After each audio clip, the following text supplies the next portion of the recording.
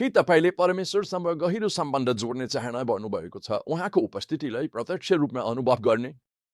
आज हामी इस्राएलको इतिहासको एउटा विशेष क्षणको अन्वेषण गर्नेछौँ, जसले हामीलाई आराधना र परमेश्वरको आफ्ना मानिसहरूसँग बस्न चाहने गहिरो सत्यहरू सिकाउँछ।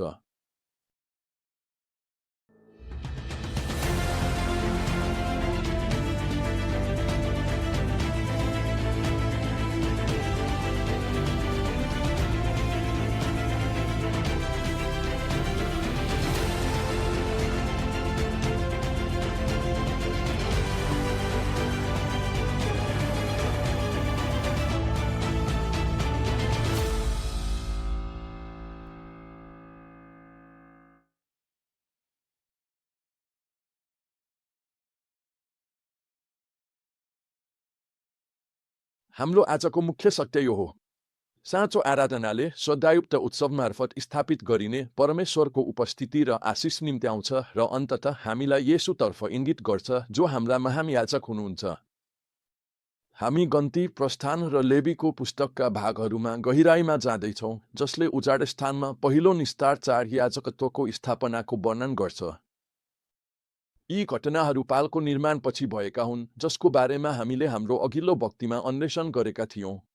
सम्झनुहोस्, पाल परमेश्वरले आफ्ना मानिसहरूसँग बस्नका लागि बनाइएको थियो। अब हामी देख्छौँ कि साँचो आराधना यस पवित्र स्थानमा कसरी सम्पन्न गरिन्छ। आउनुहोस्, हारुन र उनका छोराहरूलाई याजकको रूपमा समर्पित गर्ने प्रक्रियाबाट सुरु गरौँ। प्रस्थान 29 र लेवीको पुस्तक 8ले प्रक्रियाका लागि विस्तृत निर्देशनहरू प्रदान गर्छन्। यो अनुष्ठानहरू कति सूक्ष्म र विस्तृत छन् भन्ने साँच्चै प्रभावशाली छ।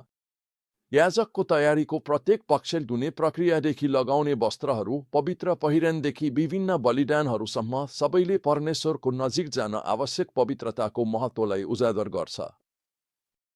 इस्राएलीहरूले सिक्दै थिए कि परमेश्वरको नजिक जान श्रद्धायुक्त मनोभाव, तयार हृदय र शुद्ध जीवन आवश्यक छ, जसले गर्दा यस खण्डको सबैभन्दा सुन्दर क्षणहरूमध्ये एक हारुन र उनका छोराहरूले मानिसहरूमाथि उच्चारण गर्नुपर्ने आशिष हो। गन्ती 6:24-26ले हामीलाई यी परिचित शब्दहरू दिन्छ।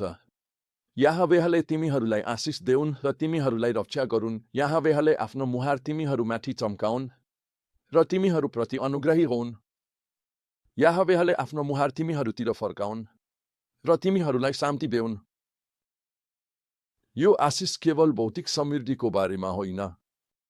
यो परमेश्वरको उपस्थितिको, उहाँको कृपाको र उहाँका मानिसहरूसँगको घनिष्ठ सम्बन्धको बारेमा हो। परमेश्वरको मुख मानिसहरूमाथि चम्कने कुरामा दिएको जोडलाई ध्यान दिनुहोस्। यसले नजिकको व्यक्तिगत अन्तर्क्रियालाई जनाउँछ। अब मरुभूमिमा निस्तार चाडको स्थापनालाई हेरौँ। गन्ती 9ले हामीलाई बताउँछ कि इस्राएलीहरूले ठिक 1 वर्ष अघि निस्तार चाड मनाएका थिए। मिस्र छोडेपछि यो केवल विगतका घटनाहरूको सम्झना मात्र थिएन। यो परमेश्वरसँग उनीहरूको सम्बन्धको करारको पुनः पुष्टि थियो। रोचक कुरा के छ भने औपचारिक अस्वच्छता वा यात्राको कारणले तोकिएको समयमा मनाउन नसक्नेहरूका लागि पनि व्यवस्था गरिएको थियो। तिनीहरूलाई 1 महिनापछि निस्तार मनाउने दोस्रो अवसर दिइयो। यसले हामीलाई परमेश्वरको अनुग्रह र उहाँको चाहना देखाउँछ। उहाँको आराधनामा सहभागी हुन र हामी यी सबैबाट के सिक्न सक्छौँ? यहाँ केही मुख्य पाठहरू छन्। पहिलो, आराधनाका लागि तयारी र पवित्रता आवश्यक छ। जसरी पुजारीलाई पवित्र बनाइनु पर्थ्यो, त्यसरी नै हामीले पनि परमेश्वरको सामु श्रद्धा र शुद्ध हृदयका साथ जानु आवश्यक छ। दोस्रो, परमेश्वर हामीसँग कुरा गर्न चाहनुहुन्छ। पवित्रीकरण बलिदानपछि परमेश्वरले मोसासँग कुरा गर्नुभयो। तेस्रो, जब हामी परमेश्वरको निर्देशन अनुसार उहाँको नजिक जान्छौँ, उहाँले जवाफ दिनुहुन्छ र बोल्नुहुन्छ। चौथो, आराधनाले परमेश्वरको उपस्थितिलाई निम्त्याउँछ र आशिष ल्याउँछ। पुजारीको आशिषले परमेश्वरको मुख उहाँका मानिसहरूमाथि उज्यालो पार्ने कुरा व्यक्त गर्छ, जसले उहाँको घनिष्ठ सम्बन्ध राख्ने चाहनालाई देखाउँछ। आराधना समावेशी हुनुपर्छ। निस्तार चाडमा विदेशीहरूलाई सहभागी गराउने प्रावधानले परमेश्वरको हृदयलाई देखाउँछ, जसले उहाँलाई अनुसरण गर्न चाहने सबैलाई समेट्न चाहनुहुन्छ। आराधना निरन्तर हुनुपर्छ। निरन्तर बत्ती बालिराख्ने र उपस्थितिको रोटीको निर्देशनले निरन्तर भक्ति र परमेश्वरको स्थायी प्रावधानलाई जोड दिन्छ। यो हामीलाई येशूतर्फ इङ्गित गर्छ।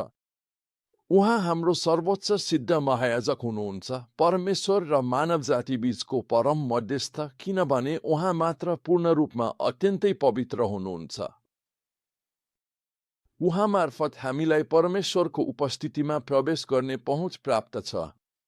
अब हामीलाई पृथ्वीका याजक वा भौतिक पाल आवश्यक छैन, किनभने येशू नै हाम्रो महायाजक हुनुहुन्छ, जसले हामीलाई परमेश्वरको वास्तविक उपस्थितिमा प्रवेश गराउनुहुन्छ। साँचो आराधनाका लागि परमेश्वरलाई भेट्न तयार भएको हृदय आवश्यक छ। हामी यसलाई हल्का रूपमा लिन सक्दैनौँ, न त हाम्रो विवेकमा भार पर्ने अनसुल्झिएका विवादहरू बोकेर जान सक्छौँ। मैले यो पाठ सिकेँ। गत आइतबार बिहान मेरी श्रीमती र म चर्च जाँदै गर्दा हाम्रो झगडा भयो। मैले उनलाई क्रूरतापूर्वक बोले र पवित्र आत्माले तुरुन्तै मलाई माफी माग्न प्रेरित गर्नुभयो। मेरो अहङ्कारले मलाई मौन राख्यो। चर्चमा मैले सबै बाहिरी क्रियाकलापहरू गरेँ, मानिसहरूलाई मुस्कान अभिवादन गरेँ, उत्साह गीत गाएँ र वचनमा जनाएँ। मलाई थाहा थियो कि मेरो आराधना खोक्रो थियो। सेवा समारोहभरि पवित्र आत्माको प्रेरणा झन् बलियो हुँदै गयो। अन्ततः मेरो अहङ्कार भत्कियो। सेवापछि मैले श्रीमतीसँग माफी मागेँ।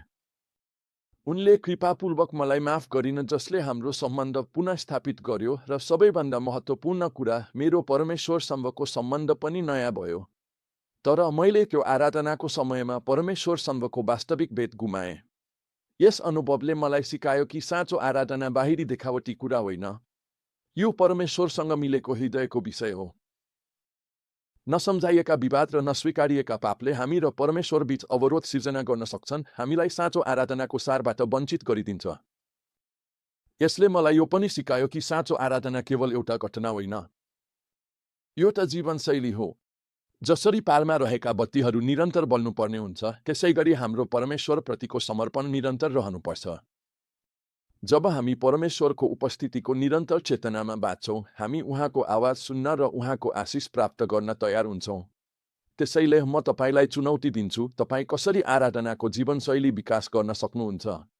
के तपाईँ परमेश्वरको नजिक श्रद्धा र अपेक्षासहित जाँदै हुनुहुन्छ? सम्झनुहोस्, येशू ख्रीष्ट मार्फत हामीसँग परमेश्वरको उपस्थितिमा प्रत्यक्ष पहुँच छ। आउनुहोस्, यस विशेष अधिकारलाई हल्का रूपमा नलिउँ, बरु हरेक दिन उहाँको मुख खोज्दै जिउँ। उहाँको उपस्थितिले हामीलाई रूपान्तरण गर्न र हामी मार्फत अरूमा प्रवाहित हुन अनुमति दिँदै, तपाईँले परमेश्वर हाम्रो बीचमा बस्नुहुन्छ भन्ने वास्तविकता अनुभव गर्न सक्नुहुन्छ। तपाईँको जीवन निरन्तर आराधनाको अभिव्यक्ति बनोस्, जसले अरूलाई पनि उहाँको उपस्थितिमा निम्त्याओस्। हाम्रो पवित्र र कृपालु परमेश्वरको उपस्थितिमा